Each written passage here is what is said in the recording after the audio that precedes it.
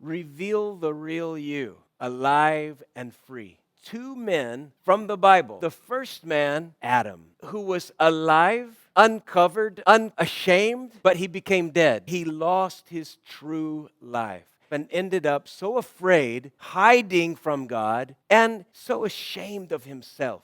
God had given Adam and Eve the garden, but then Satan comes along and lies to them. So Adam and Eve, kinain nila yung fruit, which God said not to, but after they ate, their eyes were opened. They were feeling exposed. Adam saw his nakedness and he felt afraid of punishment. Where did that fear come from? Galing kay Satan. His fear came from the knowledge, which made him afraid of not measuring up, not feeling loved or accepted. They became sick and dysfunctional. They were disconnected from God immediately. The effects on their soul were obvious right away. And their physical body still appears alive, but that was all a part of the cover-up plan to make them think that they're okay, when actually they're not okay. Satan's master plan has always been to get people to cover up the sin, the shame, the sickness. Today, people still have this mindset that I'm okay,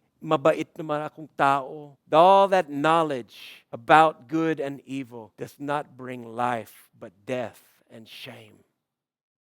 The next man is a man named Lazarus, who was dead, totally covered when the lifeless dead man heard the good news from Jesus' mouth. The dead man became alive and free. Lazarus was previously dead, became alive out of the grave, still bound up, restricted and limited. He had to be stripped away from all of the grave clothes. Many Christians are experiencing the same kind of thing that Lazarus had experienced. Often we just don't feel alive, kind of cut off from God, distant, still bound up in fear, covered up, layer upon layer of different kinds of coverings to hide who you are. The pressure is off of you. Jesus took your place. The pressure was on him. His righteousness gets accredited to your account. Our righteousness comes from him. So we can be alive and free. What you need now